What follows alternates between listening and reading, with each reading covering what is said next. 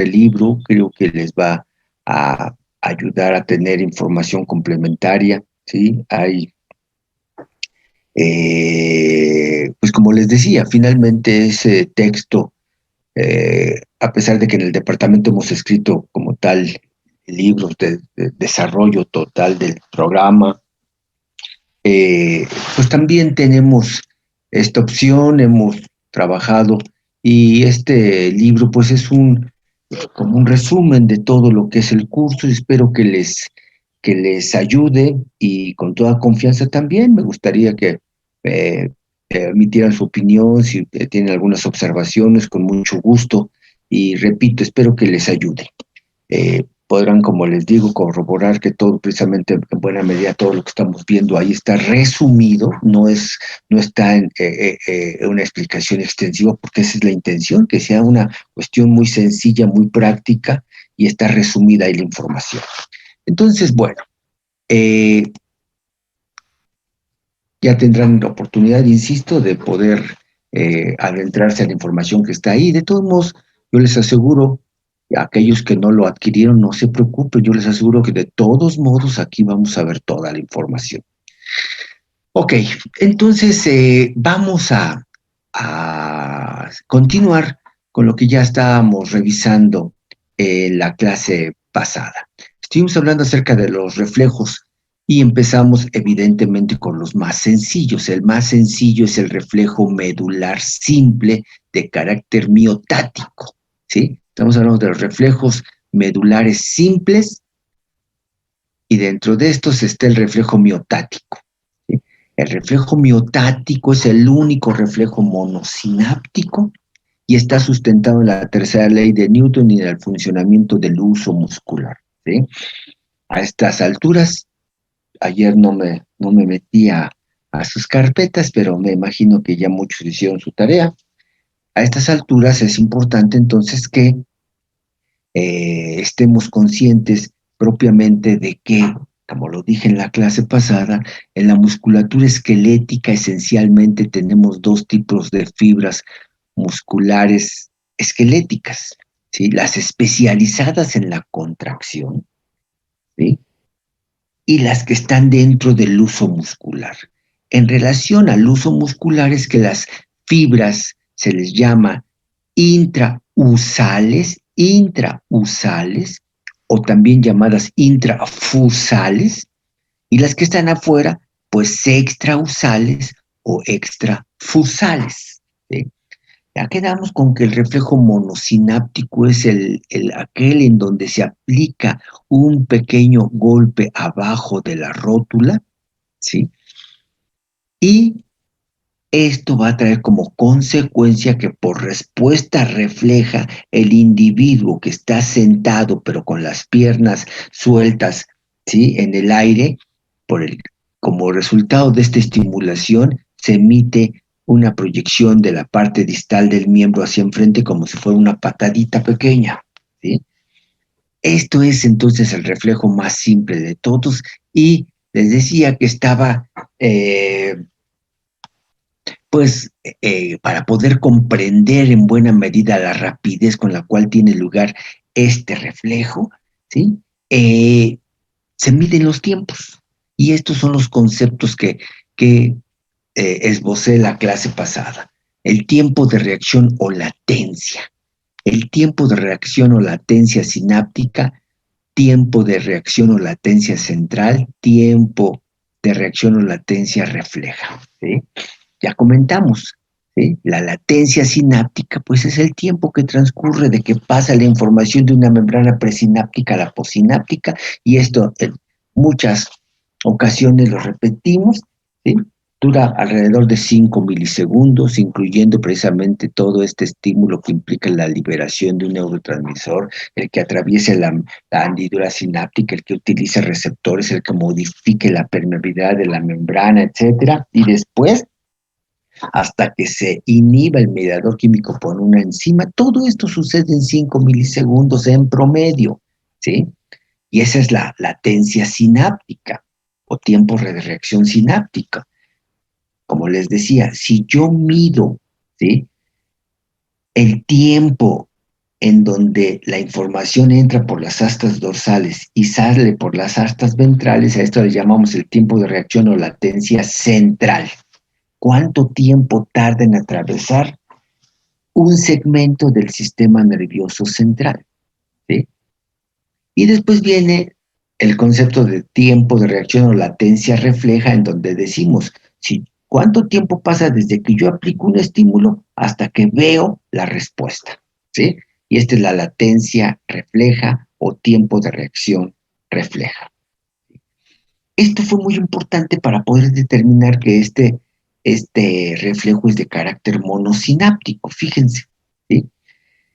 Decíamos que este reflejo es el único reflejo monosináptico, ¿sí? El reflejo rotuliano o reflejo de estiramiento o reflejo del uso muscular o reflejo miotático simple también se le llama. Todos esos nombres tienen, ¿sí? Entonces, ¿cómo se calculó esto? Pues justamente a través de lo que estoy diciendo ahorita, el tiempo de reacción, ¿sí? El tiempo de reacción refleja, el tiempo de reacción refleja en este reflejo, particularmente es el reflejo rotuliano, dura de 19 a 24 milisegundos. De 19 a 24 milisegundos. ¿Sí? Pongamos un promedio, ¿sí? 22, 21 milisegundos. ¿Sí? Bueno, si yo, ¿sí?, sé que existe neuronas aferentes sensitivas que viajan de de un músculo, ¿sí?, hacia la médula, y si yo sé que este tipo de fibras, por sus características histológicas que ya vimos, va a transmitir a cierta velocidad, yo puedo decir, a ver, el músculo que se va a afectar, como aquí está en este diagrama o en este, ¿sí? El músculo que yo afecto cuando yo doy un golpe aquí y aquí está un tendón y se estira este músculo, el cuádriceps, ¿sí? Ok, entonces si yo sé que cuando yo aplico esto hay una reacción de estiramiento y aquí se genera un potencial de acción en donde, en el receptor del estiramiento. ¿Cómo se llama el receptor del estiramiento? El uso muscular. Entonces, si yo sé que del uso muscular de este músculo se genera una vía sensitiva y yo sé qué características tiene esta vía sensitiva, yo puedo saber que de aquí, la información de aquí del músculo a la entrada de la médula, ¿sí?, va a llevarse un X tiempo por las características de las fibras. Acuérdense, cómo dijimos que podíamos calcular esto con base al nivel de mielinización, ¿sí? Es una fibra mielinizada, sí, es A alfa, A beta, A gamma, A delta, es una fibra B, es una fibra C, ¿ok? Entonces, con base en eso, se dice, la fibra que está aquí es de este tipo. Por lo tanto, la distancia que hay de este músculo a la médula es tanta, entonces va a emplear, por decir algo, ¿sí? De aquí, la información que viaje de aquí hasta acá, ¿sí?, van a ser, supongamos, ¿sí?, 7 milisegundos. 7 milisegundos. ¿Ok? Ahora bien, la respuesta que va a este músculo para que se contraiga y para que haya esta reacción así como de una patadita, viene por una motoneurona alfa, por una motoneurona. ¿Ok? Yo conozco las motoneuronas y yo sé que las motoneuronas conducen a tal velocidad, ¿sí? A tal velocidad. Supongamos, ¿sí?, que la motoneurona alfa, y tomando en cuenta la distancia que hay de la médula hasta este músculo, esta motoneurona alfa, que está muy bien mielinizada, ¿sí?, va a también a utilizar un X tiempo, ¿sí? Si aquí ya dije que este utilizó 7 milisegundos, supongamos que aquí este utiliza también otros 7 milisegundos. Ah, ok, bueno, pues entonces la información aferente utiliza 7 milisegundos y la información eferente utiliza otros 7, ¿sí? Si yo digo que el reflejo rotuliano tiene un promedio de 21 milisegundos, y ya calculé que la información de aquí para acá utilizó 7 y de aquí para acá utilizó 7, pues no me quedan más que otros 7 que están aquí. Y en 7 milisegundos, ¿cuántas sinapsis se pueden atravesar? Les pregunta.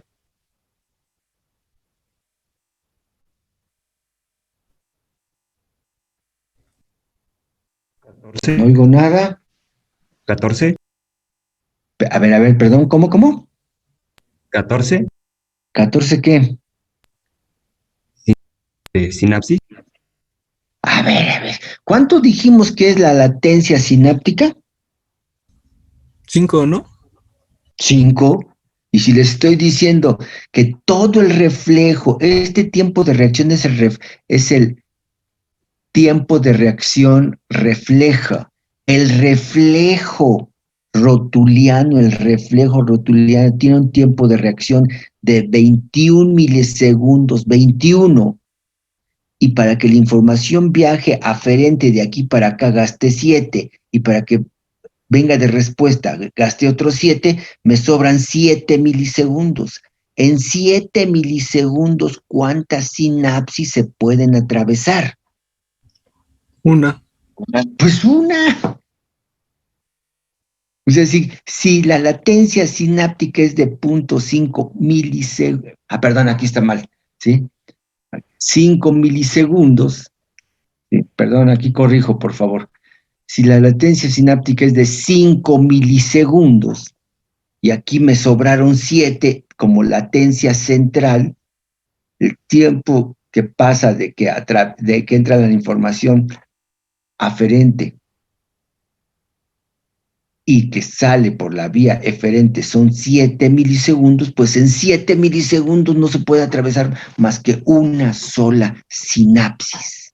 Una sola sinapsis, y así fue como los fisiólogos determinaron que en este reflejo es el reflejo monosináptico. Ahora, este es el reflejo monosináptico más común y pues más visto a nivel de evaluación de los reflejos en el humano, pero también en los animales. Ustedes lo están viendo aquí, también se puede calcular, se puede observar, se puede valorar, ¿sí? Y entonces, ojo con esto. Ya vimos por lo menos en alguna clase pasada, ya vimos una situación en donde dijimos que estaban alteradas la manifestación de los reflejos. ¿Se acuerdan ustedes cuando vimos propiamente, ¿sí? Que un individuo hipotérmico, cuando la hipotermia era de tal magnitud que hacía que el individuo perdiera el conocimiento, una característica que dijimos del hipotérmico es que no tenía reflejos, ¿sí? Pero antes de que los pierda, empiezan a hacerse más lentos los reflejos, ¿sí? Entonces, ojo, existe una interpretación que tiene importancia de carácter clínico. Valorar los reflejos me está indicando la integridad del sistema nervioso o la afección que puede tener el sistema nervioso o una lesión que pueda tener el sistema nervioso, ¿sí? Y que no es nada más lesión periférica, también pudiera haber lesiones aquí a nivel central. Imagínense un traumatismo, un golpe a nivel de la columna vertebral, producto de un accidente, producto de un traumatismo provocado, etcétera, y puede haber lesión aquí. Y entonces a lo mejor estas vías están intactas, la vía aferente y la vía eferente, pero aquí dentro algo está pasando, que está interrumpida la comunicación, está alterada, está modificada. De eso se trata precisamente, ¿sí? La valoración clínica de los reflejos, ¿sí? Entonces, ojo, ¿sí? Ahora bien, este reflejo está sustentado en un receptor. El receptor, para que pueda tener lugar este reflejo, el receptor se llama el huso muscular. Y el huso muscular es una estructura intercalada entre las células musculares esqueléticas, ¿sí? Es una estructura intercalada entre las células musculares esqueléticas, que ahora llamaremos extrausales o extrafusales, y que está constituido por fibras musculares intrausales, ¿sí?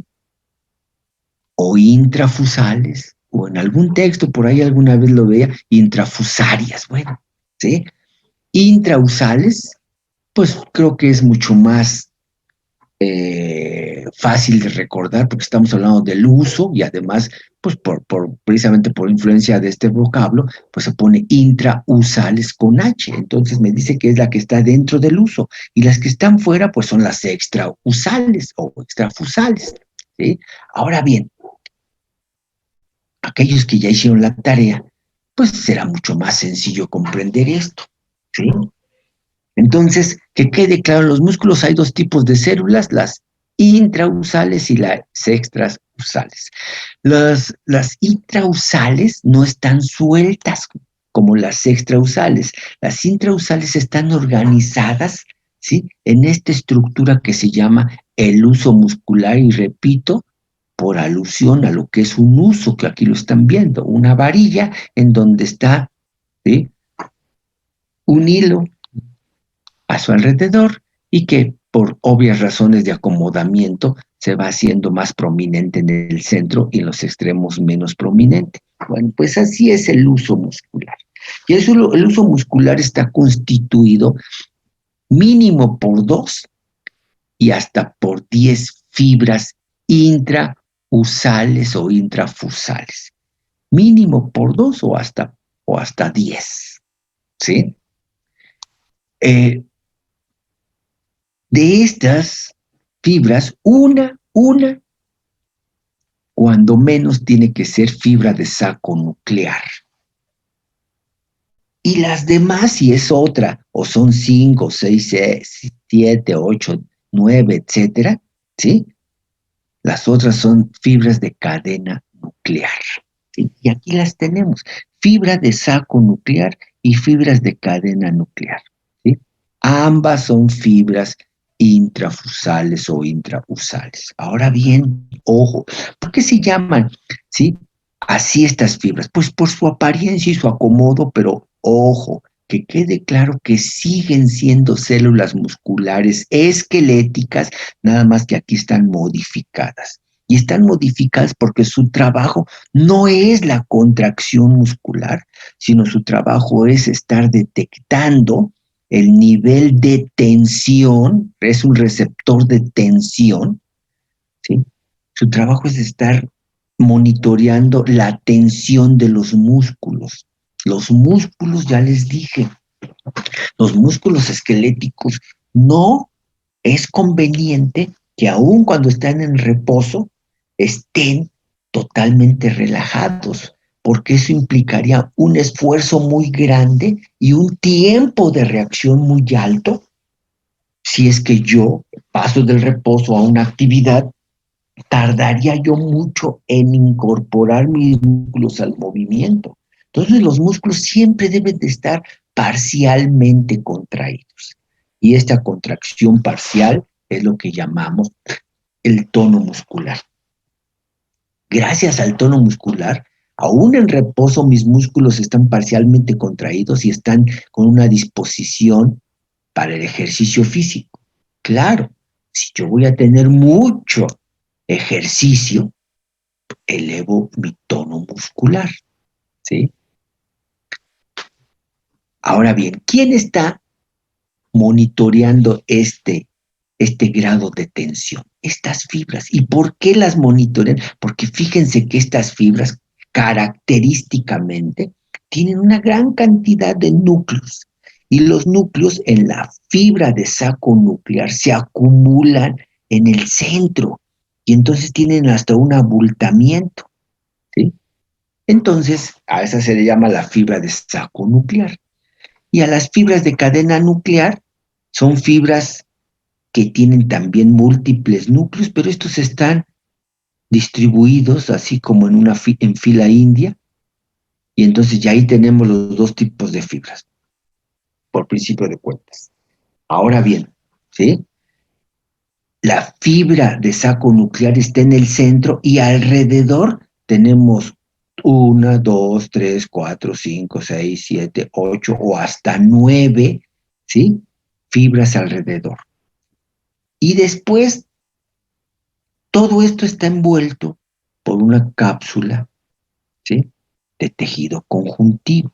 Y esto está intercalado entre las células extrafusales o extrausales. Por otro lado, estas fibras, para que puedan estar midiendo la tensión de los músculos, ¿sí? Están modificadas, decíamos, son células musculares esqueléticas modificadas, y estas células, como son fibras musculares, ¿tienen actina y miosina? Sí, pero solamente en los extremos, solamente en los extremos. En la parte central, que es la más prominente, no tienen actina y miosina y por lo tanto ahí no se pueden contraer, ¿sí? Entonces, ¿qué es lo que pasa cuando un músculo se está relajando y al relajarse se está estirando? ¿Sí? Pues cuando se está estirando, este músculo, las fibras extrausales o extrafusales, cuando se está estirando, el uso muscular empieza a experimentar tensión, empieza a experimentar tracción, y aquí en el centro se empieza a generar información aferente, ¿sí? Aferente. Esta información aferente está aquí en azul, ¿sí? Y empieza a generar información. Estas fibras van a mandar información, obviamente, hacia la médula. Son las fibras aferentes. Y estas fibras aferentes también, algunos histólogos les dieron un nombre especial, y en lugar de hablar acerca de las fibras A, alfa, A, beta, A, gamma, A, delta, fibras B, fibras C, algunos histólogos dijeron, ¿saben que las fibras también pueden ser clasificadas en lugar de A, B, C? ¿Sí? Yo las voy a clasificar como 1, 2, 3 y 4. ¿Sí? Bueno, pues fue una corriente de unos histólogos que quisieron hacer esto. Entonces, por eso, en algunos textos, ustedes lo habrán visto, los que ya hicieron la tarea, ¿sí? Que las fibras dicen 1 con un número romano 1A, porque también hay 1B y también hay fibras de tipo 2, como lo están viendo ustedes aquí. Ambos son información aferente. La 1A está en el centro del uso muscular y la 2 está en la parte de los extremos de estas fibras. Y entre ambos llevan información, ¿sí? Aferente hacia la médula. Repito, esta, ¿sí? Es información que se generó, en este caso, porque el músculo se está estirando, y se está estirando porque se está relajando, o bien también se está estirando porque hay un estímulo que está provocando este estiramiento. El hecho es que aquí, cuando se estira el músculo, se genera información aquí sensitiva y viaja de manera aferente hacia la médula, ¿sí? Y en la médula, en el caso particular de este reflejo, en la médula lo único que sucede es que la información pasa de la vía aferente a la vía eferente, ¿sí? Pero al pasar a la vía eferente ya estamos hablando de motoneuronas. Motoneuronas. Y las motoneuronas que van a llegar a la musculatura esquelética, a las fibras extrausales o extrafusales, son las motoneuronas clásicas que nosotros vimos, las motoneuronas clásicas. Y estas motoneuronas clásicas lo que van a hacer es que, el músculo se estaba estirando y se estaba relajando mucho, no es bueno, debe de estar parcialmente contraído, hay que mandarle la estimulación. Y la estimulación consiste en que se le manda información, ¿sí? Al músculo que se estaba estirando, se le manda información, aquí tenemos una motoneurona, y lo que vamos a hacer es que a este músculo que se estaba relajando mucho y se estaba estirando, le mando información por una motoneurona, sé que dicen neuronas motoras, una motoneurona, y hago que el músculo se contraiga. Y al contraerse, deja de haber estimulación en este receptor que fue el uso muscular. Y entonces, ¿qué quiere decir eso? El músculo se estaba estirando, se estaba poniendo guango, valga la expresión, así estaba aguangándose, ¿sí? Y dice, no, esto no es bueno. Que el músculo esté tan relajado no es bueno. Ok, entonces se generó un estímulo en el uso muscular, lo mandó por la vía aferente, ¿sí? Sensitiva, y la respuesta, vean ustedes aquí, una sola sinapsis, la respuesta es que se contraiga. Y cuando se vuelve a contraer, vuelve a tener un tamaño apropiado y entonces el uso muscular ya deja de mandar información. Y entonces esa es la razón con la cual los usos musculares permiten un tamaño muscular adecuado para que siempre estén parcialmente contraídos. Por eso el artífice de mantener un tono muscular es el uso muscular, ¿sí? Y esa es la forma en la cual entonces, ¿sí?, se está dando, se está monitoreando el tamaño de los músculos.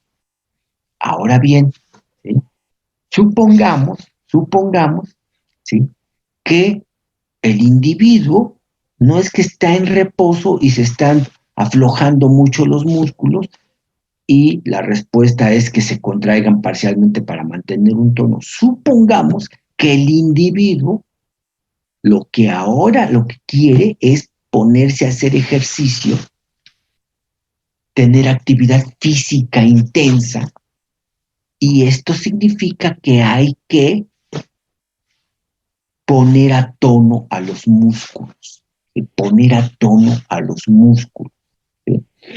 ¿Alguno de ustedes, perdón, toca algún instrumento? ¿Alguno de ustedes toca la guitarra, por ejemplo?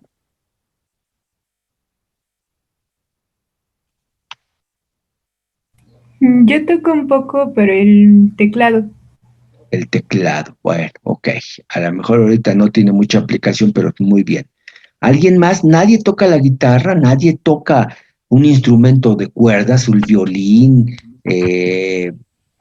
Sí, la viola, el contrabajo, algo. ¿Alguien lo toca? yo sí. Tú sí. A ver, ok. ¿Sí? ¿Qué tocas? Eh, como ¿Qué instrumento tocas? guitarra. La guitarra, ok. Cuando vas a utilizar la guitarra, la tienes que afinar, ¿estamos de acuerdo? Sí. Ok. ¿Cómo la afinas? A ver, dime, descríbeme así rapidísimo, ¿cómo vas a afinar una guitarra?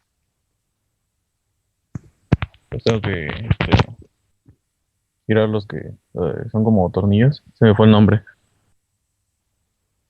Este, Eso normalmente lo hago de oído. A ver, cada cuerda de la guitarra, que son 6 cuerdas, están extendidas y van de un punto de fijación a un punto en donde hay una clavija, un instrumento mecánico que permite que tú la puedas tensar, ¿no es cierto? Sí. ¿Ok? Bueno, pues entonces tú la puedes tensar y para que tú toques una guitarra, las cuerdas deben de estar con cierta tensión y puesto que son 6 cuerdas, cada cuerda que tiene un grosor diferente va a sonar diferente a la tensión. Pero ¿cuándo se oye bonito que toque una guitarra? Cuando las cuerdas están armonizadas, ¿sí?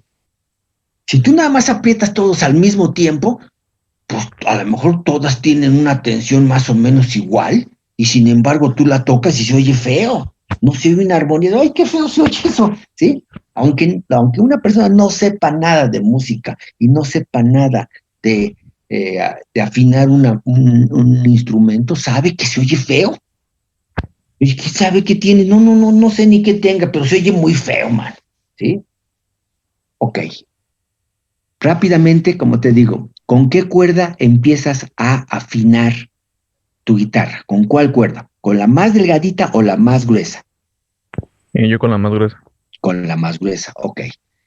Y le da cierta tensión, ¿sí? Y estrictamente tendría que haber un tono específico, ¿sí? Pero no nos vamos a meter ahorita si las vas a afinar más alto, más bajo. Le vas a dar un tono específico. Pero una vez que ya le diste este tono, ¿sí?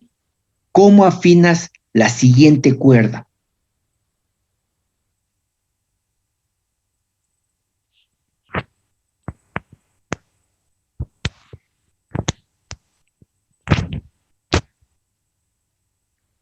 Perdón, no oigo nada.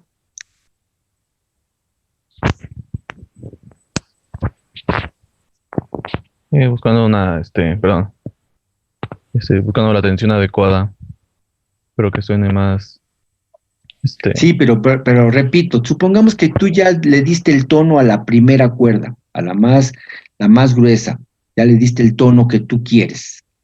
¿Cómo afinas a la cuerda que sigue en grosor?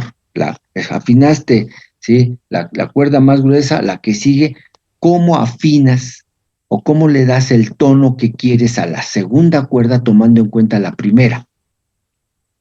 a partir del cuarto traste, para que suene más agudo. Tú haces presión en la cuerda que tú ya tienes el tono que tú consideras, haces presión, ¿sí? En esa cuerda y de acuerdo al sonido que te genere en esa en la cuerda que estás tensionando, de acuerdo a ese sonido, tú le vas a tratar de dar el mismo sonido a la cuerda que sigue. Y cuando ya le des a esa cuerda, haces lo mismo para la que sigue, y así sucesivamente. Y así les vas a dar un grado de tensión. Aquí dice afinación de una guitarra, poner las cuerdas a tono para que suenen armónicas. ¿Sí? Pues hagan de cuenta que aquí estas son las cuerdas. ¿Sí? Para que yo pueda desarrollar una actividad física, mis músculos deben de estar en un tono, deben de estar, ¿sí? Afinados, valga la expresión, ¿sí? ¿Afinados a qué? Al trabajo que yo voy a hacer.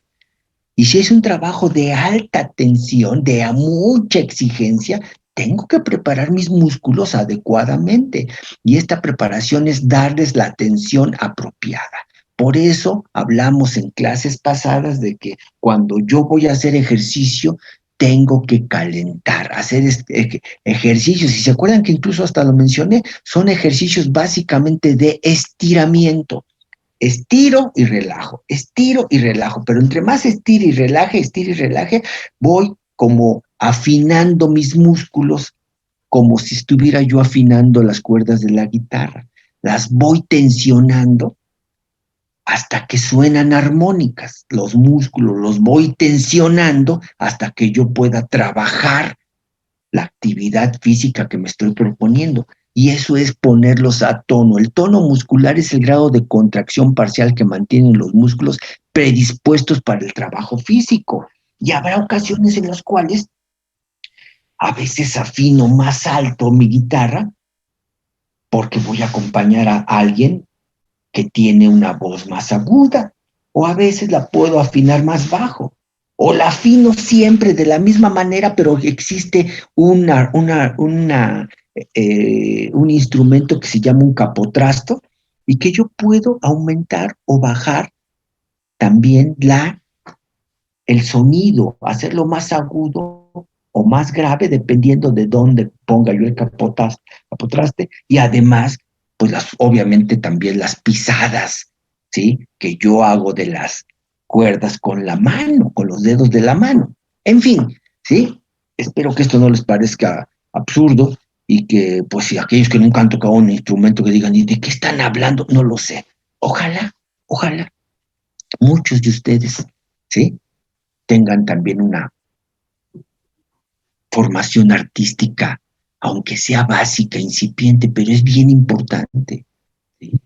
Que también sepan cuando alguien canta desafinado, sepan también cuando alguien cometió un error cuando estaba tocando un instrumento. Se oye, eso se oye, ¿sí? Entonces, repito, de eso se trata. El que yo ponga mis músculos con un grado de tensión apropiado para el trabajo que yo voy a desarrollar es, valga la expresión, análogo a lo que es afinar una guitarra. Es poner a tono mis cuerdas para que suene armónica la guitarra. Es poner a tono mis músculos para que yo pueda desarrollar, ¿sí?, la actividad física que me propongo. Ponerse a tono es modificar el funcionamiento de las motoneuronas alfa o modificar el trabajo de las motoneuronas gamma. Ojo con esto. ¿Dónde están las motoneuronas gamma? Pues fíjense que también hay, ¿sí?, motoneuronas gamma aquí. Motoneuronas gamma, ya hablamos de las motoneuronas alfa, que son las clásicas que actúan sobre la musculatura esquelética, y fue la que estuvimos hablando mucho acerca de que llega un estímulo a una célula muscular. Ahí lo primero que sucede es que entra calcio. El calcio promueve la exocitosis. Todo esto fue provocado por una motoneurona alfa, pero ojo, el uso muscular, así como está generando información aferente, también puede recibir información eferente. Y la información eferente, vean ustedes, nada más está en los extremos de estas células. ¿Por qué nada más en los extremos? Porque son los únicos puntos en donde hay actina y miosina. Entonces yo puedo modificar mi tono muscular. Yo puedo decir, como las cuerdas de la guitarra, que ahora mis músculos los quiero o más tensionados o más relajados, y esto es un trabajo que está entre las fibras extrausales y las fibras intrausales, y ambos pueden adaptarse a diferentes grados de extensión. La prueba está en que aquí también estamos hablando de información eferente, pero de fibras gamma, por sus características, mientras que las que están actuando sobre las células musculares esqueléticas extrafusales o extrausales son las típicas motoneuronas alfa que hemos estado hablando mucho tiempo. Entonces decíamos aquí que yo puedo poner a tono mis músculos modificando el funcionamiento de las motoneuronas alfa, o estas las pongo a tono tensionándolas, o bien lo que puedo hacer es modificar el tamaño del uso muscular, y de esta manera también influye en el grado de afinamiento, vamos a decirlo así, de las fibras que constituyen todo este músculo. La dinámica propia cotidiana, nuestro día común, ahora tan modificado, pero nuestro día común demanda modificar el tono acorde a la actividad desempeñada, ¿sí? Ya les había comentado, cuando uno se despierta el tono muscular está muy bajo. Basta que uno se bañe, se desnude y entre en contacto con agua, al principio no calientita, porque pues tenemos que abrir el grifo y va a salir el agua al principio fría, ¿sí? Basta con eso y nuestros músculos van cambiando de tensión. Me doy un baño y mi músculo va cambiando de tensión. Al último de mi baño me enjuago con agua menos caliente y mi tono muscular se eleva muchísimo. Y por eso es que cuando yo salgo de la ducha, tengo una actitud física mucho mejor y mucho más dispuesta al trabajo que como cuando ingresé a la ducha, ¿sí? Por otro lado, yo apenas ya estoy saliendo de la ducha, me voy a desayunar, tomo energía, ¿sí? Y ahora me salgo a mi actividad cotidiana, al trabajo, a la escuela, ¿sí? Y eso va a hacer que mis músculos, ¿sí?, vayan respondiendo a esta actividad. Y el tono muscular se va modificando y va incrementándose poco a poquito conforme yo tenga actividad. Y así como durante el día hay horas en las cuales alcanzo lo máximo de mi tono muscular, ya después en la tarde, lo normal o lo promedio es que las actividades físicas vayan declinando. Entonces el tono muscular a lo largo del día va subiendo, alcanza un clímax y después empieza a ir disminuyendo. Eso es el promedio. También sabemos que hay gente que en las tardes incrementa mucho su tono muscular porque es cuando hace ejercicio, incrementa mucho su tono muscular porque en la tarde se va a bailar, incrementa mucho su tono muscular porque tiene mucha actividad física. Pero el promedio es que la gente tiene su mayor actividad física en las mañanas, a mediodía, y después en la tarde empieza a declinar un poquito, ¿sí? Bueno, pero eso son ya situaciones particulares. El hecho es que entonces, dice aquí, la dinámica propia cotidiana demanda modificar el tono acorde a la actividad desempeñada. El uso muscular mantiene la longitud muscular por feedback negativo, ¿sí? Cuando se alcanza la longitud que la actividad demanda, este uso muscular deja de estar mandando información y es un feedback negativo. Ya se alcanzó la información, ya se alcanzó el grado de tensión, está bien, ¿sí? Ya deja de estar mandando información. Los usos musculares son fundamentales para la propiocepción. Ya quedamos. La propiocepción es la información que está generándose en las articulaciones, en los músculos, justamente para mandar información al encéfalo y este tenga información integrada y esté mandando información para que nosotros, aún, acuérdense que ya hablamos de que la percepción puede ser consciente e inconsciente, ¿sí? Pues entonces lo importante es que nosotros tenemos información muy clara, muy específica de cómo es la, eh, la posición que tiene mi cuerpo justamente en el espacio. ¿Sí? Y entonces gracias a eso yo me muevo armónicamente, yo respondo armónicamente, yo trabajo de manera correcta, ¿sí? En un espacio que es el ámbito de mis actividades físicas, ¿sí? Entonces, ojo con esto. Este es el uso muscular, ¿sí? Y que ustedes ahora están empezando a comprender lo que es propiamente que los músculos, a pesar, ¿sí?, de lo que hemos revisado y que decimos que las motoneuronas alfa y que todo esto proviene del encéfalo, porque es la musculatura esquelética y es por lo tanto voluntaria, evidentemente también hay muchas reacciones que no pasan por la voluntad y que eso es necesario que estén para que pueda haber una dinámica apropiada, ¿sí? Entonces, esto que estamos viendo, pues es el ejemplo de un reflejo. Y ya dijimos que por definición un reflejo no pasa por la voluntad, no pasa por la conciencia, ¿sí? Entonces, el uso muscular es una estructura muy importante, es un receptor de tensión que constantemente está mandando información aferente. Y esta información que ahorita aquí nada más la vemos reflejada, que pasa de la información aferente a la eferente, perdón, pero en realidad también esta información viaja hacia arriba, ¿sí? Y manda información al encéfalo bajo, y ahí, por ejemplo, en el encéfalo bajo está el cerebelo, que ya les he dicho que en buena medida integra una gran cantidad de información de la musculatura esquelética y da respuestas, ¿sí? Para que nuestro cuerpo siempre esté funcionando de manera apropiada, ¿sí?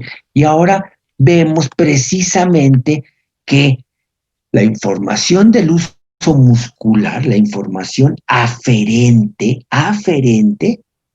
es de tipo 1A y 2. 1A y 2. Aquí está. El 1A y de tipo 2. Información aferente. La información aferente, si fuera una cuestión refleja muy simple, la información aferente llega aquí a un sitio de la médula y la respuesta viene por una motoneurona alfa o una motoneurona gamma y se acabó. Aquí nada más fue una información que fluyó de manera local, pero sí amerita, de todos modos, esta información viaja hacia arriba, ¿sí? Hacia los hastes, espino cerebeloso anterior, espino cerebeloso posterior. Ya les he dicho que es un haz, es un conjunto de nervios que viaja de la espina, en este caso, de la espina dorsal al cerebelo. Y bueno, pues ya por su posición dicen, haz espino cerebeloso anterior y haz espino cerebeloso posterior. Ahí se analiza en el cerebelo, se analiza la información y se puede mandar una respuesta, ¿sí? Hacia las motoneuronas alfa, o hacia las motoneuronas alfa, o hacia las motoneuronas gamma, para que se ajuste el trabajo de los músculos, ¿sí? Y de esta manera, entonces, o se contraen las células musculares extrausales o extrafusales, o también se contraen por dentro las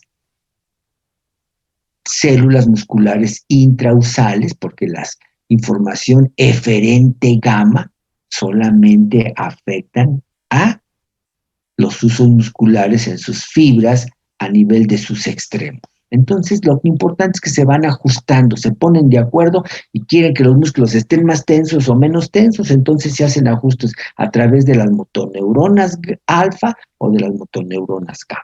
Y el resultado de todo esto es el ajuste del tono muscular. Ahora bien, ¿sí? Este camino, ¿sí?, es lo más común, pero ojo, también el cerebelo no solamente se concreta a dar respuesta, ¿sí?, a la información que viene de los usos musculares. Y la respuesta sería por un haz cerebelo-espinal, ¿sí? Cerebelo-espinal no solamente da respuesta a esto, sino además, ojo, manda información a la corteza, manda información al hipotálamo, y el hipotálamo y la corteza pueden también influir en el cerebelo. Vean ustedes cómo aquí hay información bidireccional. El cerebelo les dice a la corteza y al hipotálamo cómo están los músculos, y la corteza y el hipotálamo le pueden regresar información y pueden influir en esta respuesta, en que los músculos se relajen o en que los músculos se contraigan vía las motoneuronas alfa o las motoneuronas gamma, ¿sí? Y esta situación, por ejemplo, se vive bajo condiciones de estrés, es muy evidente. El estrés es una percepción y una percepción emocional que por ser una emoción, en buena medida, está sentada en el hipotálamo. Cuando emocionalmente yo estoy afectado, puede ser que me estrese. Y si me estreso, influye sobre el cerebelo y sobre la respuesta. Y la respuesta puede ser que tense yo mis músculos. Ustedes analicen, cuando están estresados, sus músculos están con un tono muscular elevado y sus músculos están más tensos. Por eso, cuando está uno estresado, uno responde de manera exagerada. Eso es una característica también del estrés que vamos a ver después, ¿sí? Un mismo estímulo, yo lo percibo, y si no estoy estresado, le doy una interpretación. Ese mismo estímulo, si me llega cuando ya estoy yo estresado, la respuesta es diferente, ¿sí?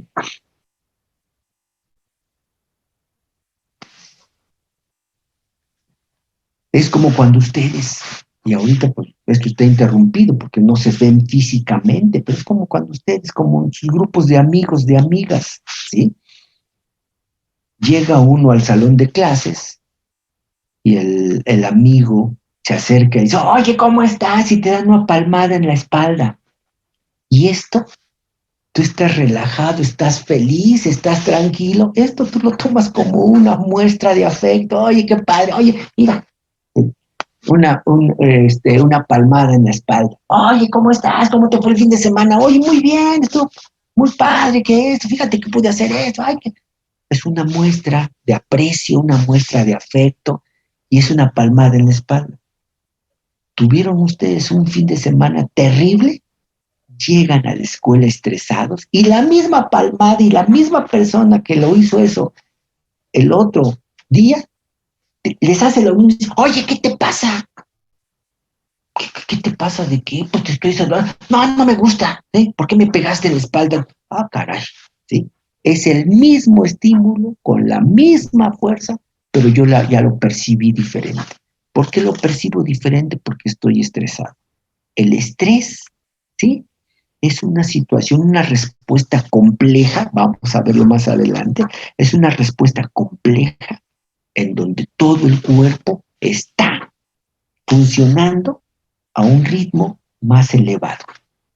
Y por esto mismo percibe uno las cosas de manera exagerada. Y por eso mismo responde uno a las cosas de manera exagerada. Ya cuando pasa el día, digo, oye, pues qué mala onda, me voy a disculpar con fulanito que me vino a saludar y me pareció que me estaba agrediendo, pero estaba yo muy sensible en ese momento, ¿sí? Me voy a disculpar, oye, ¿sabes qué? Discúlpame, pero perdóname. No, no, no hay bronca, hombre, pues puedo entender que estás tenso, que estás nervioso. Eso es lo que pasa, ¿sí? El estrés y lo que trae uno en la cabeza a veces puede influir en la respuesta de nuestros músculos. ¿Por qué? Porque vean ustedes, este órgano importante que está integrando información, no solamente integra información periférica, sino también recibe información central, y en este caso del hipotálamo y de la corteza, y entonces gracias a esta influencia va a haber respuestas diferentes que en un momento dado, pues sí son necesarias y a veces no es necesario. Cuando uno está estresado, está uno ya predispuesto a respuestas, ¿sí? Y a veces, gracias al estrés, uno funciona. Vamos a ver esto también, ¿sí? Es una situación que se ha desvirtuado. ¿Qué se ha desvirtuado con respecto al estrés? Que estar estresado es malo, ¿sí? Y ah, caray, o sea, entonces que el estrés no siempre es malo. No, el estar estresado no es malo. Estar estresado es a veces no medir las respuestas. Pero en realidad yo estoy estresado porque estoy predispuesto para ciertas actividades que gracias al estrés yo puedo responder. Entonces el estrés depende de la persona y depende de cómo maneje el estrés. Pero el estrés es necesario y lo vamos a ver. El estrés no solamente es necesario, en algunas circunstancias el estrés es benéfico, es positivo. Entonces, este es uno de los mitos. No te estreses, es malo estresarse. Perdón, por un lado, no es que sea algo necesariamente voluntario. No te estreses, tranquilo. Ah, sí, ya me dijiste, no me estreso, tranquilo. En este momento me tranquilizo. No es posible. Esos son nada más buenos deseos. Pero yo para que me tranquilice, tengo que hacer todo un proceso para que baje mi tensión y para que yo me tranquilice. Todo esto es entonces una situación que es muy importante que nosotros conozcamos, que tenemos que aprender también a manejar. ¿Sí? Ojo con esto entonces. La información enviada por los usos musculares y otros receptores que vamos a ver más adelante es integrada en centros nerviosos encefálicos y sus respuestas por vías eferentes permiten la ejecución de movimientos finos y controlados y acordes a lo que mi cuerpo necesita. ¿Sí? Entonces, ojo, ¿sí? Este es el famosísimo entonces reflejo único monosináptico, ¿sí? El reflejo monosináptico, otra vez aquí lo ponen, monosináptico. ¿Por qué es monosináptico? Porque entre la vía aferente y la vía eferente hay una sola sinapsis y va a permitir esta respuesta. Este es el único, ¿sí? Vamos a ver que existen reflejos polisinápticos, polisinápticos. Y aquí vemos nuevamente una ilustración de lo que vimos al principio. Hacer con mi mano una fuente de calor, en este caso un mechero, ¿sí? Y la respuesta será el retiramiento, ¿sí? Ahora bien, vamos a aprender. Ustedes dicen, bueno, pero ¿por qué este es polisináptico y este es monosináptico? Porque para que yo pueda retirar esta mano y el antebrazo del punto donde me estoy quemando, ¿sí? Para que yo pueda retirar, debo de contraer ciertos músculos, pero al mismo tiempo tengo que inhibir a los músculos que hacen el movimiento contrario. Cuando yo estiro el brazo, se estimulan unos músculos y se inhiben otros. Cuando yo flexiono el brazo, se estimulan unos músculos y estoy inhibiendo a los que hacen la acción contraria.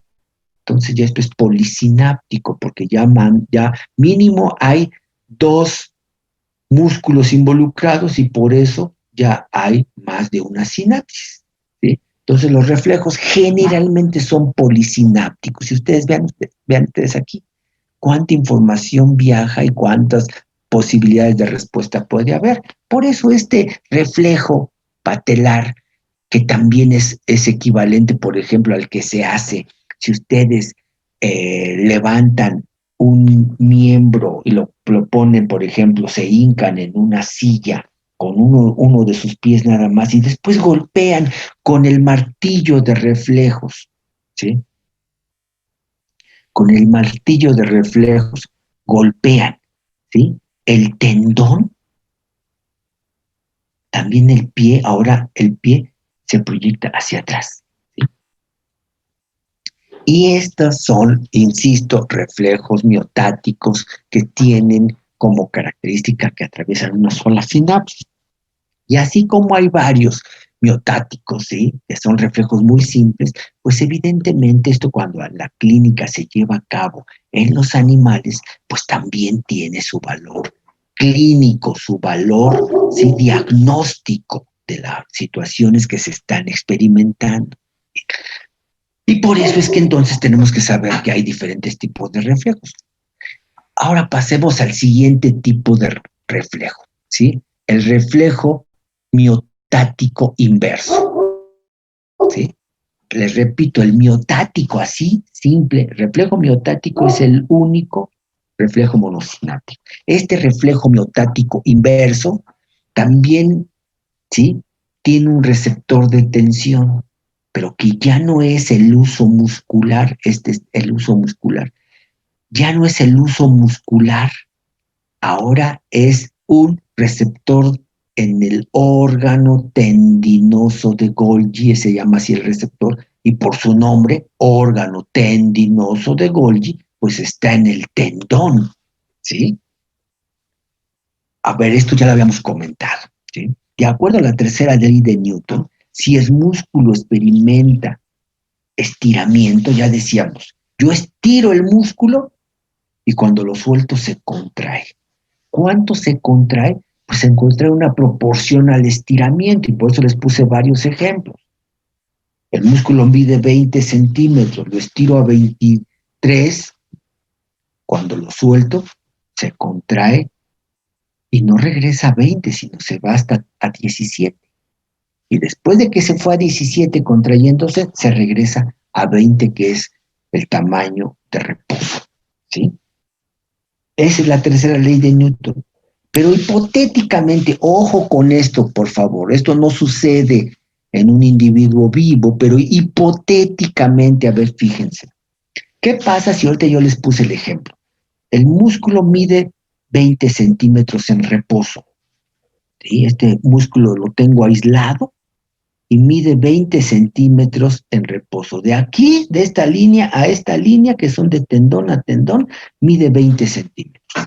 Este músculo, lo dije ahorita, lo estiro hasta 23 centímetros y cuando lo suelto, se contrae el músculo a 17 y después de haberse contraído a 17, se relaja y regresa a 20 centímetros. ¿Ok? Supongamos que ahora lo voy a estirar al doble, ¿sí? Lo estiro a 26 centímetros. Si lo estiro a 26 centímetros, cuando lo suelto, ¿hasta cuánto se contrae? 14, ¿Perdón? 14, A 14 centímetros, ¿sí? Se contrae el músculo a 14 y después se relaja otra vez a 20. Pero ahora, repito, esto no puede llevarse a cabo físicamente porque hay un límite, pero sí hipotéticamente, este músculo que mide 20, hipotéticamente lo estirara yo a 30 centímetros, cuando lo suelto, ¿a cuánto se contraería? a 10, A 10, ¿sí? Y ya lo último, yéndome al extremo, hipotéticamente, si este músculo que mide 20 fuera posible estirarlo a 40 centímetros, cuando lo suelte, ¿a cuánto se contraería? tendería a 0. A 0. Y esto no es posible. Pero ¿qué es lo que sucede en la práctica? Si un músculo lo estiro demasiado y lo llevo a 26, a 28, etcétera, cuando lo suelte va a tener una contracción tan intensa que puede lesionarse el tendón y podría, hagan de cuenta, esta exageración que ahorita les dije, lo estiro 40, ¿a cuánto se tendría que contraer? A 0. Eso significaría que este hueso se proyectara y que el músculo en teoría desapareciera, ¿sí? ¿Por qué? Porque es demasiada, de acuerdo a la tercera ley de Newton, es demasiada la tensión, ¿sí? Bueno, pues ahora en la vida real, ¿qué es lo que pasa? Cuando yo estiro un músculo, la respuesta es que el músculo se contraiga y se pone a tono. Cuando estiro demasiado a un músculo, la respuesta, en lugar de que haya una contracción súbita, si estiro el músculo mucho y en lugar de que haya una estiración súbita, cuando estiro mucho el músculo, la tensión la recibe un receptor que está en el tendón, que es el órgano tendinoso de Golgi. Y este receptor órgano tendinoso de Golgi manda información, pero de tipo inhibitoria. ¿Qué significa esto? Que manda información, para que el músculo, en lugar de que se supercontraiga, se relaje. Cuando se activa el órgano tendinoso de Golgi, la respuesta es relajación más que una sobrecontracción. ¿Sí? ¿Por qué? Dice aquí, de acuerdo a la tercera ley de Newton, si el músculo experimenta un sobreestiramiento, habría una sobrecontracción y probable lesión tendinosa. El tendón es esta parte terminal del músculo que permite unir al músculo a un hueso, a una apófisis ósea, para que le dé fuerza. Bueno, pero si hay un sobreestiramiento, tendría que haber una sobrecontracción y una lesión o desprendimiento del músculo sobre el hueso. Para que no pase esto, para evitarlo, se desencadena un reflejo bisináptico. ¿Por qué bisináptico? Porque ya aquí pasó, aquí hay esta información aferente llegó y actuó sobre una interneurona. Y aquí, para que actúe sobre esta interneurona, ya es una sinapsis. Y para que esta interneurona actúe sobre la motoneurona, hay otra sinapsis. Bueno, pues entonces son dos sinapsis, cuando menos. ¿Sí? Un reflejo bisináptico inhibitorio. Y en este caso, en lugar de que por un sobreestiramiento haya una sobrecontracción, después del sobreestiramiento viene una relajación muscular inmediata. Entonces, el órgano tendinoso también es un receptor de tensión, al igual que el uso muscular. Nada más que en el uso muscular, cuando se estimula, la respuesta es contracción. Cuando el del órgano tendinoso se estimula, la respuesta es relajamiento, por seguridad. ¿Ok? Entonces, este es un segundo reflejo. Pasemos a otros. Bueno, aquí está, sigue experimentándose, aquí está ilustrándose el reflejo miostático inverso o de tensión también. Ante un sobreestiramiento se inhibe la sobrecontracción. ¿Por qué? Por seguridad. ¿Por qué? Porque quien lo resiente este trabajo es el órgano tendinoso de Golgi. Y repito, normalmente ante una contracción, ¿sí? Perdón, ante un estiramiento, una contracción. Pero ante un sobreestiramiento, sobreviene una sobrecontracción. Hasta cierto límite, porque cuando ya el músculo se estiró demasiado, para que no haya contracción extrema y lesión en el tendón emite una información de tipo inhibitorio. Se estimula a una vía, a una interneurona inhibitoria. Y a ver, díganme ustedes, si la estimulación se dio,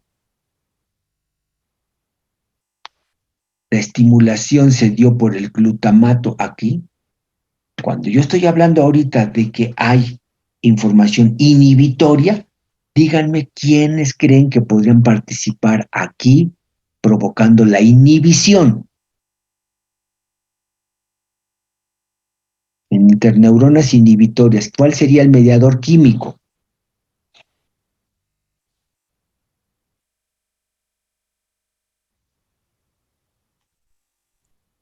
Aquí me está diciendo Elisa Hernández, GABA y glicina. Perfecto, Elisa.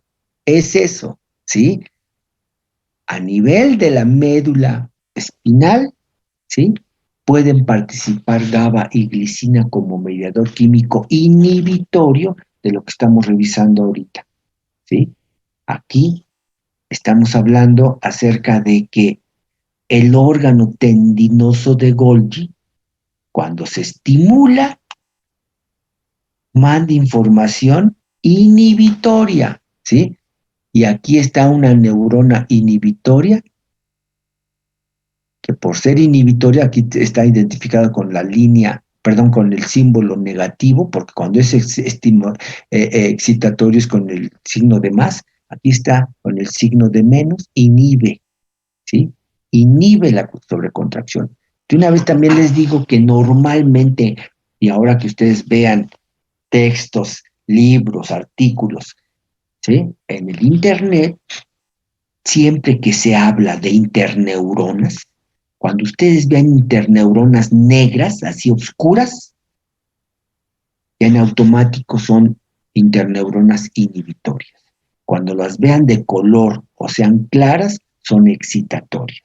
Pero cuando las vean oscuras o negras de plano, son interneuronas inhibitorias. Y en este caso, repito, como dijo su compañera acertadamente, ¿cuál puede ser el mediador químico inhibitorio? Pues puede ser la GABA o glicina, que hasta el momento hemos comentado son los únicos mediadores que donde quiera que se han visto son inhibitorios. De ahí en fuera todos los demás no los podemos clasificar estrictamente así, porque en algunos sitios son excitatorios y en algunos otros son inhibitorios, ¿sí?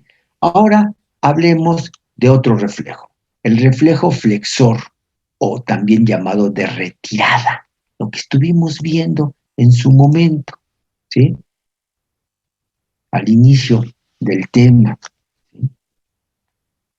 Vean ustedes, ante la aproximación ante un riesgo, se genera información sensitiva en nociceptores que viaja, es una neurona sensitiva monopolar, la información entra por las astas dorsales y aquí ya vemos esto, esta respuesta de alejamiento. Vean ustedes cómo ya no es monosináptico, ya cuando menos aquí están dos sinapsis, ¿sí?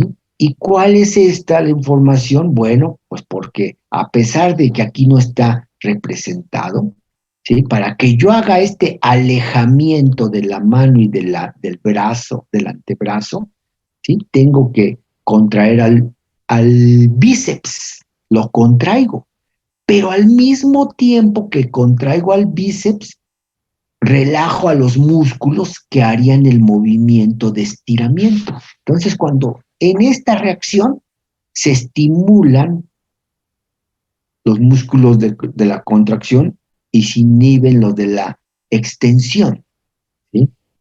Y eso es lo que se llama también la inervación recíproca. Inervación recíproca. ¿Qué es el recíproco? El equivalente, pero en sentido contrario. ¿Sí? Y por lo tanto, ahora vean ustedes aquí esto, ¿sí? Ante el riesgo se retira. Bueno, pues es lo mismo aquí en esta otra ilustración.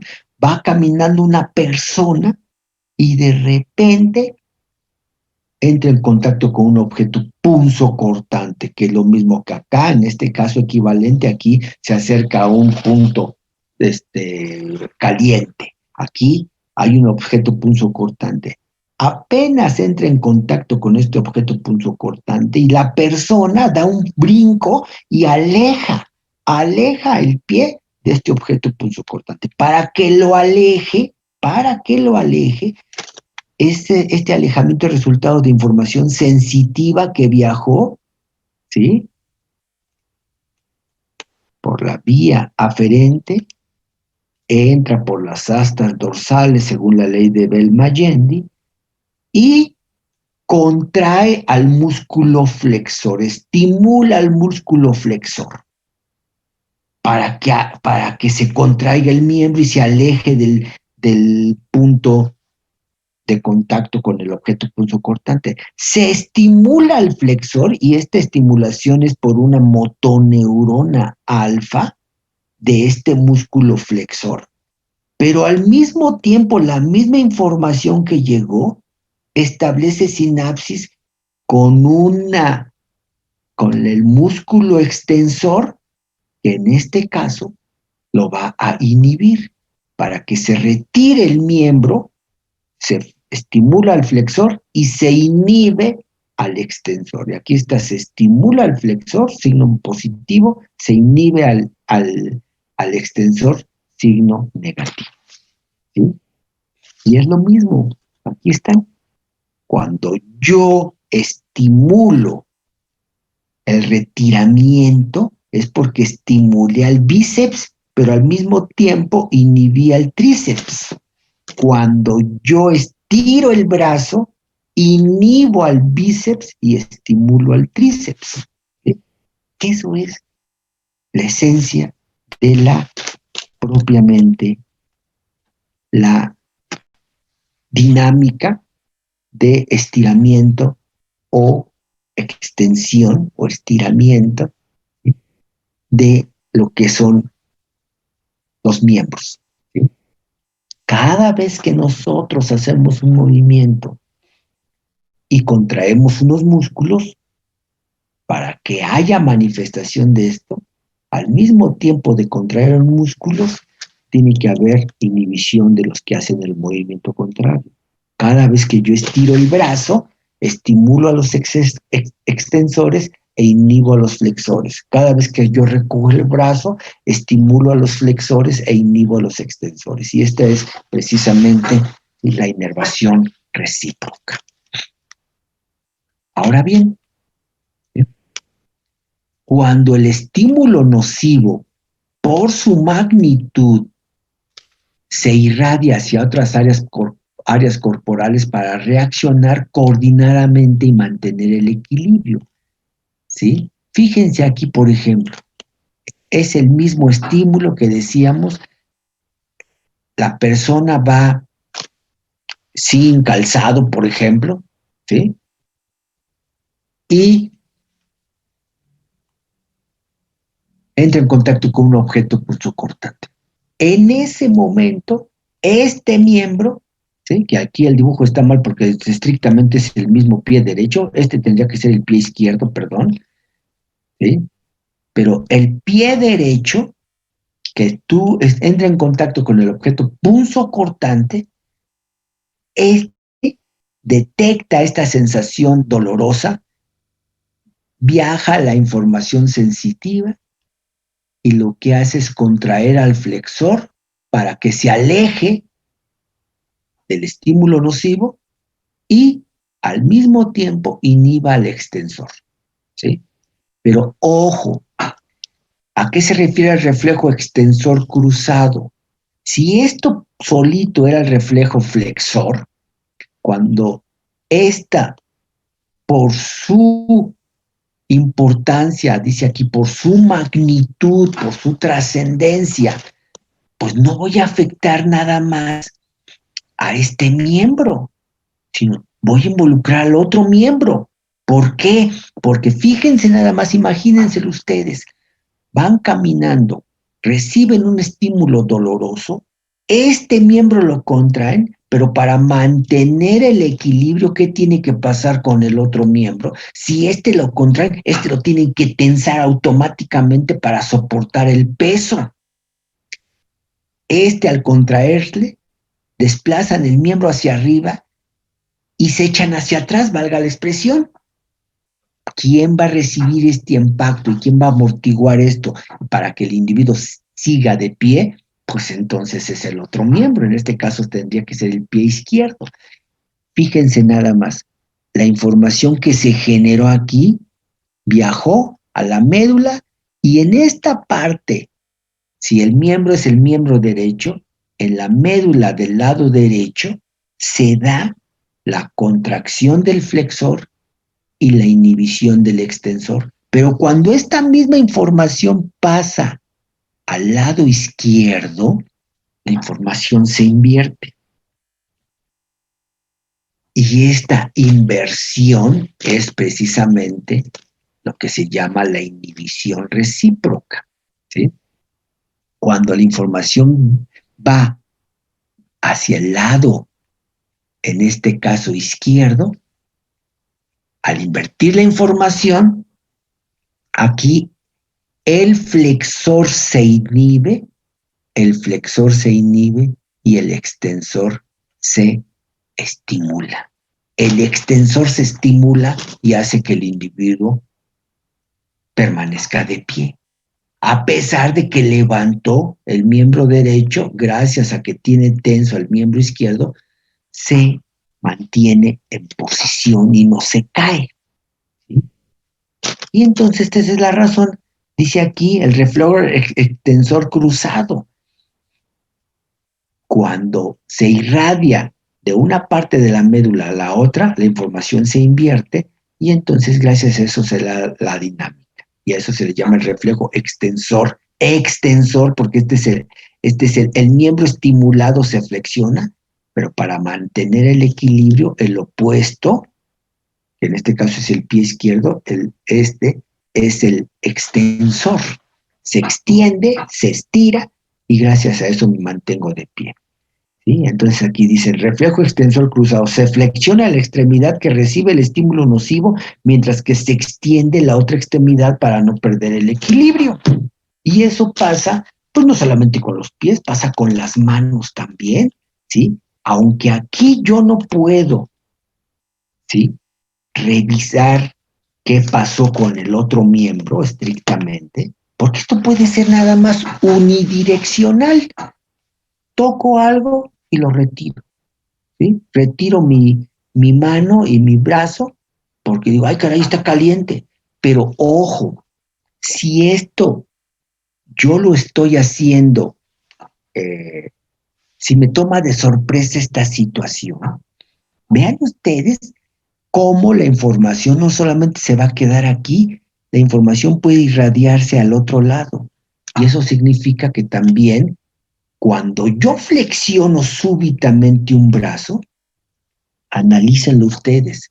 Si yo flexiono súbitamente este brazo por alejarme de este evento, si yo flexiono súbitamente este brazo, cuando la información viaja del otro lado, ¿qué va a pasar con mi otro brazo? Pues ahora lo extiendo. Este lo flexiono y el otro lo extiendo. ¿Para qué? Para equilibrar, para mantener justamente una posición adecuada y mantener el equilibrio. Contraigo un miembro y lo hago hacia atrás, el otro se estira y lo hago hacia enfrente. ¿Para qué? Para que haya un equilibrio en el espacio. Y aquí está, ¿sí? Vean ustedes, flexor, lo que está pasando aquí. Flexiono este brazo, ¿sí? Reflejo flexor, la información viaja y hace que esta mano se aleje y se contraiga este brazo. Pero cuando la información pasa del otro lado, hay inhibición recíproca. A este brazo, por estimulación, por alejarlo del punto, ¿sí?, nocivo, lo contraigo. Cuando pasa la información al otro brazo, viene entonces la extensión, el reflejo extensor cruzado, ¿sí? Este lo flexiono, este lo extiendo, ¿para qué? Para mantener un equilibrio, ¿sí? Entonces, en esto consiste el reflejo extensor cruzado, en que cuando se estimula a un miembro y se irradia a la otra extremidad reacciona justamente a la inversa. Si este se contrajo, este se estira. Si este se estira, este se contrae. Esa es parte esencial de la dinámica, ¿sí? Y ahora vemos esto. Vean ustedes esto. El reflejo extensor cruzado, según este doctor, que pues hay que darle su crédito porque lo puso ahí en el internet, me ayuda a mí a explicarles esto. Pues sí, el doctor Tamar, ¿sí?, pues hizo su trabajo y yo reconozco su trabajo y le pongo ahí, ¿sí?, que el Señor está facilitando que ustedes comprendan las cosas. Fíjense, tenemos un animal que está postrado y los dos miembros, como está relajado, los dos miembros están estirados.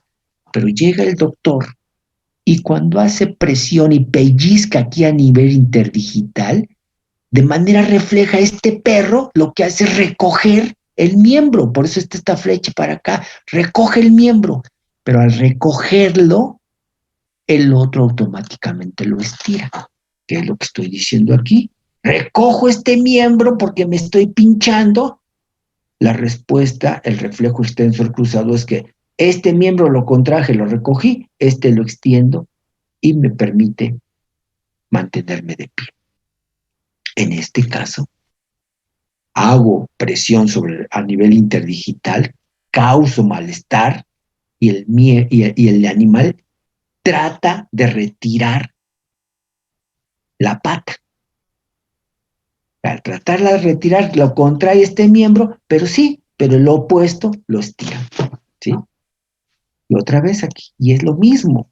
Cuando el estímulo recibido es percibido como muy nocivo, la respuesta refleja se irradia hacia todo el cuerpo, incluyendo las otras extremidades, la cabeza y el cuello. Eso también. Aquí estoy poniendo nada más este circuito, ¿sí?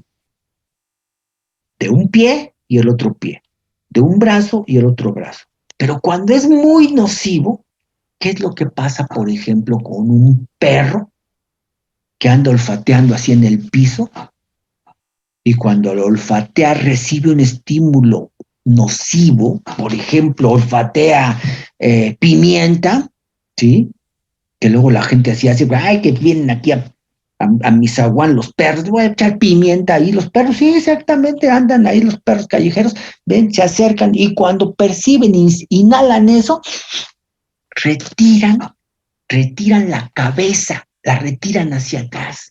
Pero fíjense, el estímulo es tan potente que hacen la cabeza hacia atrás, pero para mantener el equilibrio, ¿sí? La cabeza la hacen hacia atrás gracias a que contraen músculos del cuello, pero gracias a que extienden sus miembros anteriores. Hacen la cabeza hacia atrás, los miembros anteriores lo extienden y para no caerse, los miembros posteriores los relajan y se contraen.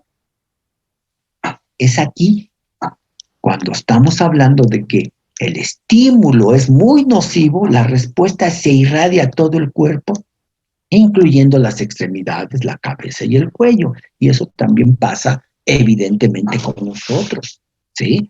Nosotros de repente tenemos una respuesta refleja en donde no, el reflejo ya no nada más es en, en una parte del cuerpo, sino se irradia a todo el cuerpo y gracias a esta irradiación y a esta coordinación, nosotros mantenemos una posición en el espacio, ¿sí?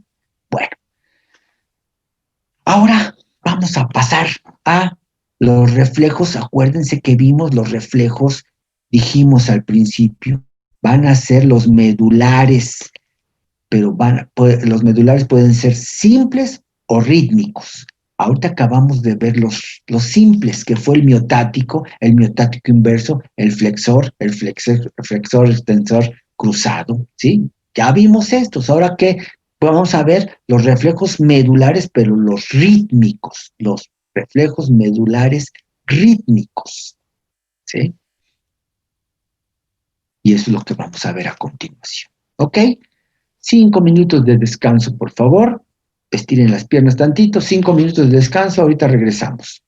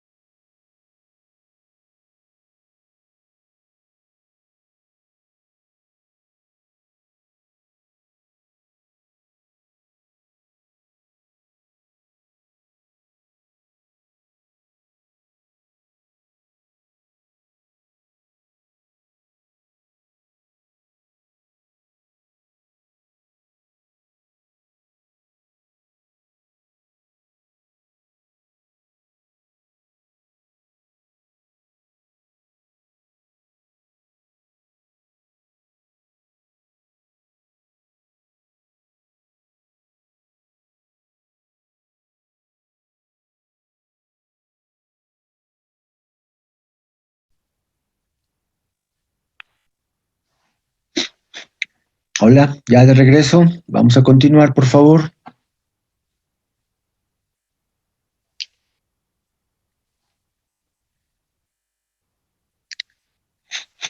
Bien, pasemos ahora a los reflejos medulares rítmicos, ¿sí? Nada más les recuerdo que al decir que son medulares, estamos diciendo que se pueden integrar con información que solamente viaja a nivel de la médula, ¿sí? Ya dijimos que tarde o temprano parte de esta información también viaja hacia centros superiores, pero en realidad estos reflejos, estas respuestas rápidas pueden ser mediadas fundamentalmente, en este caso, por la médula, ¿sí? Vamos a ver más adelante que hay reflejos del encéfalo bajo y otros reflejos del encéfalo alto. Pero ok, hablemos ahora de los medulares, pero rítmicos. ¿Por qué se llaman rítmicos? Porque ya implican como una repetición en el tiempo. Y uno de ellos, evidentemente, pues podría ser esto, el rascado, ¿sí? El reflejo del rascado es un reflejo medular rítmico, ¿sí? Así como otras reacciones que vamos a ver aquí. Vean ustedes, ¿sí? Ya les he comentado que, bueno, eh, todo esto se pudo comprobar cuando hubieron personas en otros tiempos que tomaban a los animales y decían, a ver, le voy a cortar aquí la médula a este nivel y a ver qué pasa, a ver cómo responde.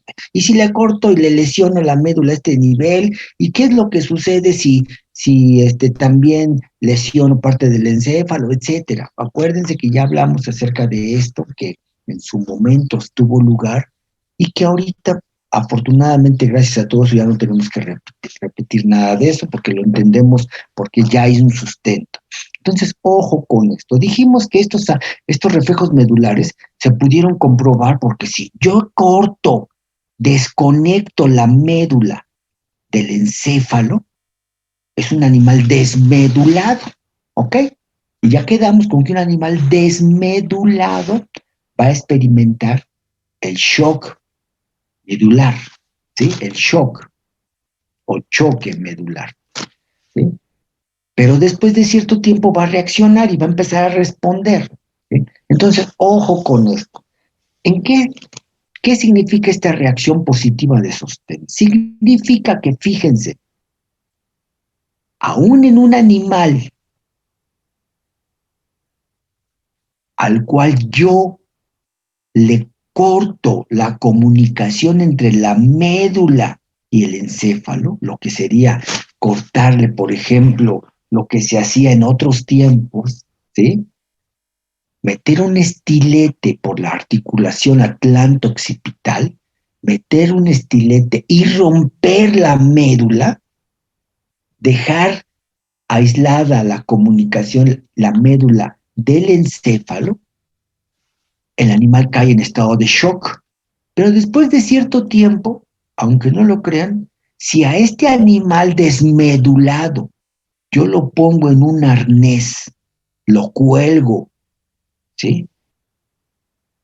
En un arnés y lo voy bajando al animal poco a poquito a que sus plantas, las plantas de sus pies toquen el piso, aunque parezca increíble, créanme que si yo tengo al animal soportado por el arnés y lo desplazo hasta que toque el piso, tan pronto las plantas de los pies tocan el piso, se ponen rígidas, ¿sí?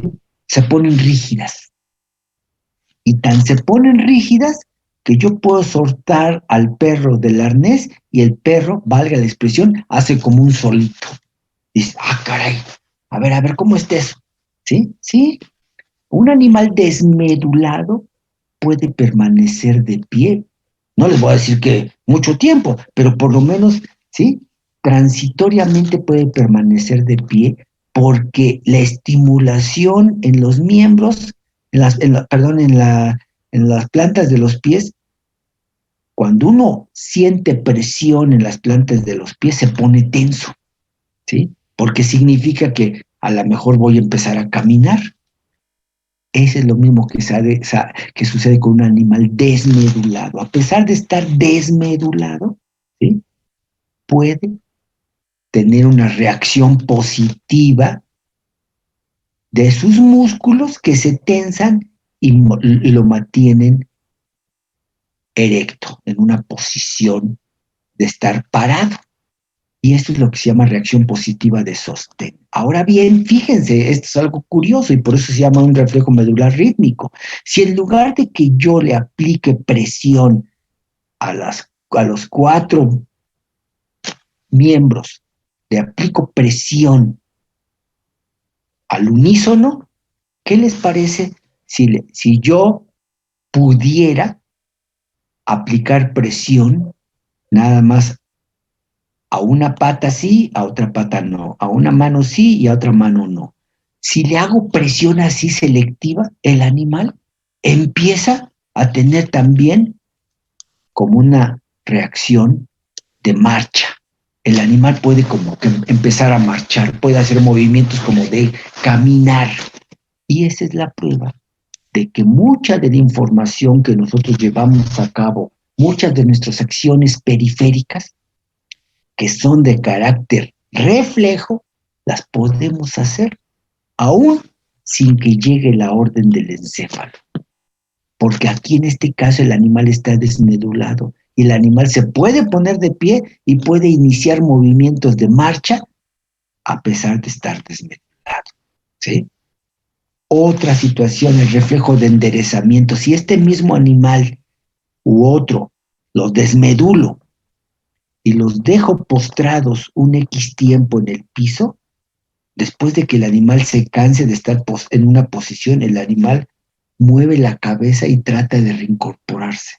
Y mueve la cabeza para tratar de ponerla en una posición.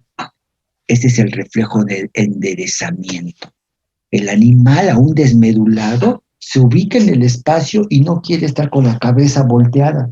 El animal trata de poner la cabeza erecta, ¿sí? Y esto, bueno, pues a lo mejor pues lo mismo que sucede, por ejemplo, cuando nosotros nos ubicamos en el espacio, como les digo, yo puedo estar acostado un X tiempo, con la cabeza, ¿sí? Reclinada, ¿sí? Pero traten ustedes de leer acostados, traten de hacer algunos movimientos acostados, traten de escribir acostados, y no es tan sencillo. O sea, no quiere decir que no se pueda, de que se puede, pero inmediatamente uno quiere escribir, se pone uno erecto y en una posición vertical a la cabeza para que pueda uno hacerlo. Va uno a leer, pues sí, de repente puede uno leer así como acostado, si el texto también está así chueco y uno puede, pero tan pronto hay oportunidad, queremos poner el texto vertical y yo quiero poner la cabeza porque es precisamente una situación que es una cuestión refleja, fundamental, tratar de tener ubicado, ¿sí? a el cuerpo de una manera más cómoda, ¿sí? Y esto típico, bueno, pues también lo sabemos en el caso de algunos animales que tienen unas capacidades más desarrolladas, típicamente la famosa maroma del gato. Ustedes tienen un gato a la altura de una mesa, ¿sí? Con la espalda hacia abajo, y si ustedes los dejan caer, el gato cae parado. Lo cual no pasa con un perro, por cierto, y no pasa con otros animales. El gato, los felinos en general tienen un sentido de la orientación muy eficiente, muy rápido, y de tal manera que entonces, ¿sí? Esto sucede, la famosa maroma del gato tiene un sentido de la ubicación, de la propiocepción, que rapidísimamente corrigen en el aire y caen parados, ¿sí? Este es otro ejemplo del reflejo, ¿sí? En este caso de enderezamiento y reflejo de la propiocepción. El reflejo del rascado, ¿sí? Los animales cuando empiezan a experimentar una incomodidad porque hay un objeto o un insecto o, ¿sí? Algo que está recorriendo su espalda, por ejemplo, es en automático. Si el reflejo está en la espalda, pero en la parte derecha, automáticamente el reflejo es que yo voy a tratar de interrumpir ese desplazamiento, ¿sí? O voy a dirigir ahí al área del cuerpo donde estoy recibiendo esta sensación, y en este caso el animal desplaza su miembro posterior derecho a la zona. Pero supongamos que esto es un insecto, porque esto se ha hecho experimentalmente incluso, es una pulga. Yo pongo una pulga, el animal no tenía ninguna pulga, le pongo una pulga en la espalda, en el lado derecho, y con el miembro posterior derecho se empieza a rascar. Pero si la pulga se desplaza huyendo de el miembro que está rascando, si la pulga se desplaza hacia abajo del cuerpo y apenas atraviesa la línea media, en ese momento ya no es útil rascarse con este miembro porque ya está aquí. ¿Cómo le hace? Baja este miembro y con el hocico dirige, ¿sí? Se dirige al punto y empieza a mordisquearse aquí. Eso es también por reflejo. Y esto lo hacen, insisto, aunque no lo crean, un animal desmedulado también lo puede hacer, rascarse. Ahora bien, si la pulga bajó, pero ahora porque se está mordisqueando, ahora la pulga brinca, ahora en la parte baja del tronco, pero ahora del lado izquierdo, en automático el animal se voltea y dirige el hocico del lado izquierdo para mordisquearse. Y si la pulga vuelve a desplazarse, pero ahora hacia la espalda del lado izquierdo, en ese momento deja de mordisquearse y sube ahora el miembro izquierdo y se empieza a rascar. Todo esto son capacidades entonces que tiene el individuo justamente como parte de sus reflejos rítmicos, un reflejo que se está repitiendo y está dando una respuesta. E insisto, todo esto se descubrió y afortunadamente ya no lo tenemos que repetir, pero se descubrió cuando se estuvieron trabajando con los animales espinales, bulboespinales, desmedulados, etcétera, y todo esto se fue descubriendo. El espasmo muscular reflejo, ¿sí? Fíjense que, por ejemplo, cuando hay un golpe, un traumatismo, imagínense un perro atropellado, un trauma, ¿sí? Perdón, aprovechando aquí la imagen, vean ustedes lo que decíamos de hace rato del arnés. Si yo cuelgo un animal y hago presión sobre sus miembros, puedo lograr lo que decía hace un rato. Aquí está también ejemplificado la maroma del gato. Yo dejo caer al gato de espalda y en el aire se voltea y cae parado, ¿sí? Y ahora, aprovechando también esta imagen, ahora les digo que cuando hay un golpe, un traumatismo tal, por ejemplo, como en este caso, una fractura, pero además una fractura expuesta, ¿sí? ¿Por qué está expuesta? Pues que se abrió, ¿sí? Se rompió la piel y estoy viendo yo aquí. Imagínense, ¿sí? Que el golpe de qué magnitud fue para que se rompiera el hueso, ¿sí? Hace un rato yo les comenté que de acuerdo al funcionamiento de los músculos esqueléticos, yo les dije que en parte funcionan con base en la tercera ley de Newton, y les dije, a más estiramiento, más contracción, ¿ok? Dice aquí, todo estiramiento muscular estriado provoca contracción equivalente, de acuerdo a la tercera ley de Newton. Pero ahora les digo también que ante toda sensación dolorosa, el músculo se contrae. Cuando el músculo percibe dolor, se contrae. Y si recibe más dolor, se contrae más. ¿Cómo se puede ver esto? Aquí en las fracturas. Fíjense que cuando se fractura un hueso y el hueso se rompe por completo y quedan los extremos, ¿sí? Este extremo del hueso, si se proyecta sobre un músculo, va a hacer que el músculo se contraiga. Y cuando se contrae, pues hace que el hueso se proyecte más hacia el mismo músculo. Y a más contracción, más proyección. A más proyección, más dolor. A más dolor, más contracción. A más contracción, más proyección. Y esto hace que entonces, cuando está un animal traumatizado, llega a la clínica y lo primero, ¿para qué le tomamos una radiografía al animal si viene traumatizado y viene todo contraído?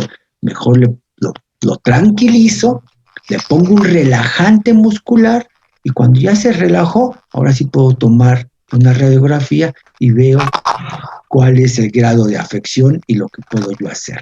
Pero esto es importante.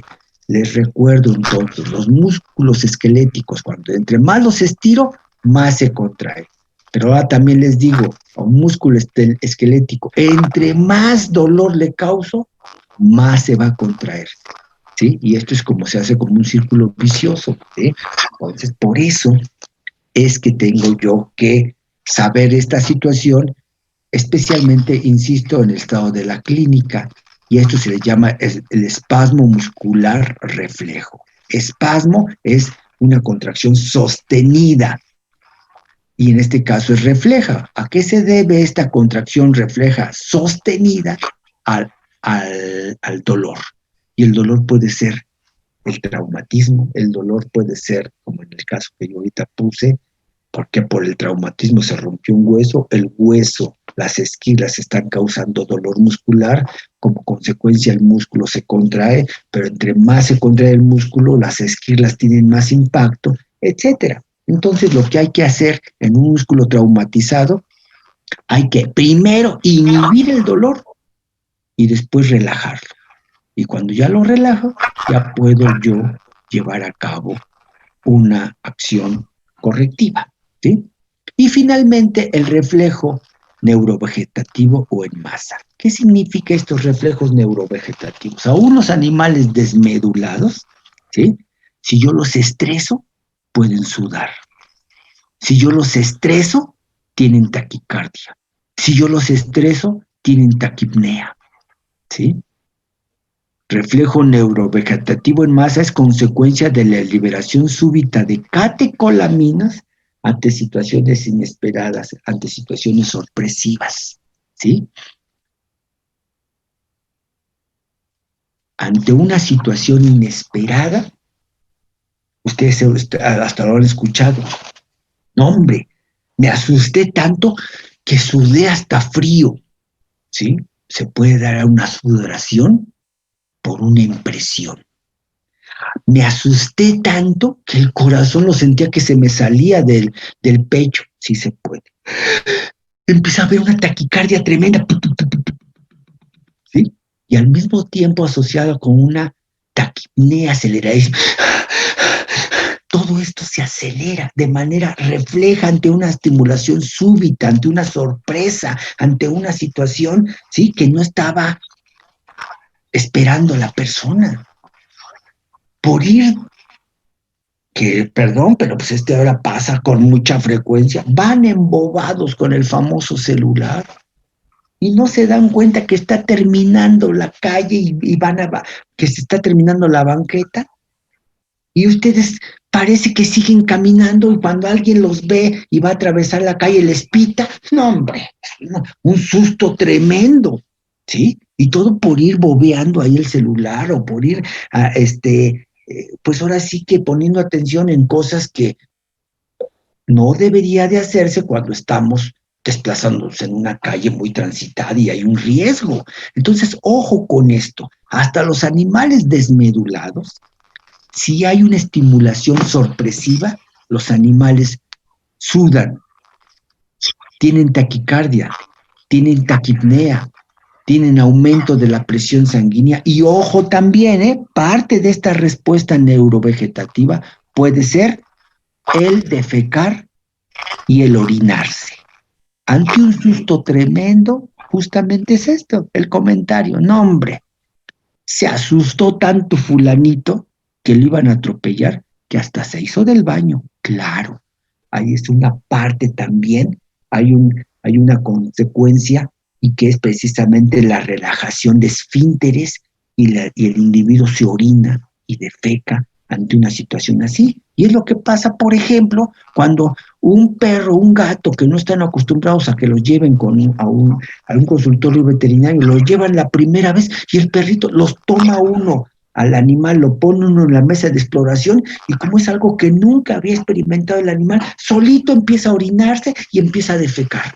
Reflejo neurovegetativo en masa, ¿sí? Todo esto es entonces parte de estos reflejos medulares rítmicos.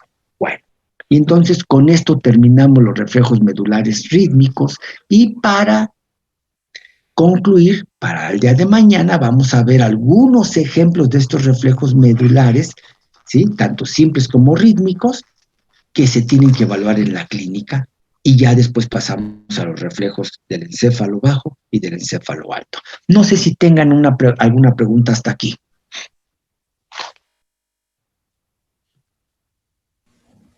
No. No, doctor. No, doctor, gracias. Bueno, pues si no hay preguntas, entonces, si ya les digo que ya nos estamos acercando al fin del tema y ya considero que estaremos en posibilidades de hacer un primer examen ya, yo creo que al principio de la siguiente semana. De todos modos, vamos a tener estas clases y lo comentamos, y como se los dije el primer día de clases, ¿cuándo hacemos el examen? Cuando ustedes me lo pidan, cuando ustedes lo quieran, ¿sí? Nada más que sí les digo, conforme más pasen los días, pues va, obviamente, pues creo que ustedes tienen la información fresca conforme la vamos revisando, pero no hay ningún problema, ¿sí? Yo les digo, váyanse preparando, también ya les dije que les voy a elaborar una guía de estudio donde les voy a poner énfasis en los principales temas, y yo creo que con todo esto, y ahora que ya tienen hasta un texto ahí, yo creo que les va a ayudar muchísimo, y espero que les vaya muy bien, sinceramente, en los exámenes, así que, pero les va a ir bien solamente si se ponen a estudiar muy duro. Entonces, ojo con eso, tómenlo en cuenta, ya se aproxima el examen. Entonces, pónganse a estudiar, por favor, y que tengan un buen día. Nos vemos entonces hasta mañana. Hasta luego. Mañana. Luego, doctor. Hasta mañana, doctor. Gracias. Gracias, doctor. Hasta mañana, que les vaya bien. Cuídense mucho.